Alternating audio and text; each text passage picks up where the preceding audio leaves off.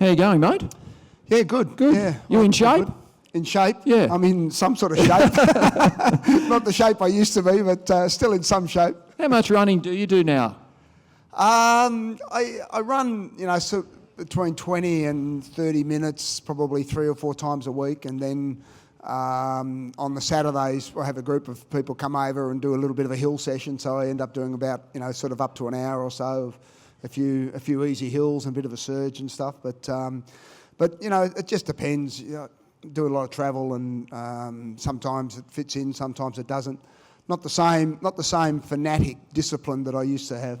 Right. Well, you've moved that into other areas of your life. Yeah. So. Yeah. But you still like getting out for a run? Do you enjoy running? Yeah, I love it. Yeah, love getting out in the mornings and just running through the trails.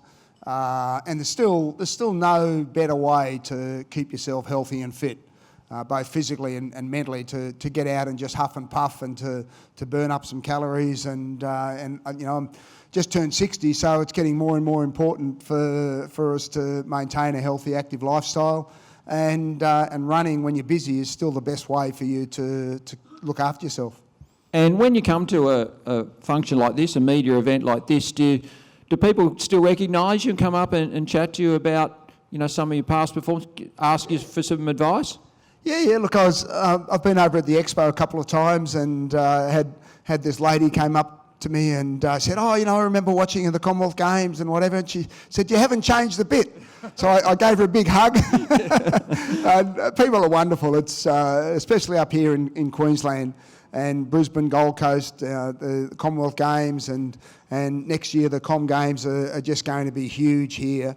It's the sorts of things that, especially the young teenagers and parents who are involved and watching it, they're life-changing memories that you have, and it's great to still sort of have people come up to me and remember the good old times, and that's a big part of it. So it's all good, mate. Yeah. And you held the Allcomers record in Australia for a very long time from Brisbane in 82, and that's been improved gradually. What do you think? Why is that? Why did it take so long initially? And then what's happened recently to see us? We expect now they're going to run 2:08 here in the men's race. So what's happened? Look, I think the marathon, because it's so long, you just can't make up time in the second half if you go out too slow in the first half, and you need a certain degree of arrogance when it comes to running fast times. You never want to disrespect the marathon because it will hurt you. If you go out crazy in that first half, you're going to pay a horrible price in the second half in the last 10K. But the other side is true as well. If you're scared and you don't have a real go in that first half, then there's no way you're going to run fast times. And I think we're seeing all around the world the times coming down and getting faster and faster. And in the old days, sort of 2:07, 2:08 was a good time. Now you've got to be running 2:3, 2:4, 2:5, and that takes just the splits to run that fast and that through that first 10, 15K. You've got to really have a real crack. And it's that fine balance, you've got to get out there and you've got to run fast from the gun, but you've also got to be relaxed and calm and conserve as much energy so that you've got something left in the tank over that last 10K. And a lot of it is the mind, having the self-belief and the courage just to get out there and have a go.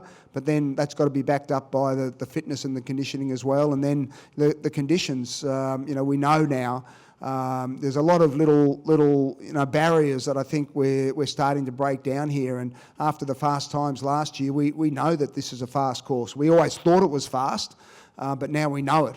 And I think that mindset has started to filter through, and a lot of runners coming here to get qualifiers and to run PBs and have a real crack at running some fast times, which is great. Yeah, and just, you talk about arrogance. Imagine you go to the race briefing tomorrow and they just go, and by the way, Rob, we've got a couple of paces. We thought we might go through halfway in 59.50, because that's what they're doing now, talking sub 60 minutes through halfway. Does that blow your mind when you're thinking of, we're talking 59s instead of what we probably running 64s, 63s at best through halfway?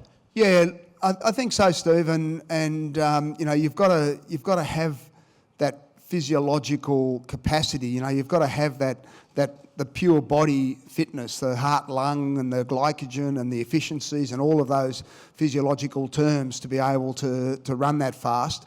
But then you also need that mental toughness, and you really need to have that self-belief and the courage and the guts to have a go. We've obviously seen a super fast, almost sub 2 hour marathon just recently, and I think that has again shown a lot of people that physiologically it's possible. We know that the race was more like a laboratory experiment than an actual marathon, but even a laboratory experiment demonstrates that it is physiologically possible for man to run that fast. And that again is a little bit of a breakthrough, and it's only a matter of time before something similar to that happens in a legitimate marathon. I think it'll still take a while because having pacemakers dropping in and dropping out makes it so much easier for you to be able to relax and just sort of glide along efficiently. But now that we know it's possible, it's definitely going to happen.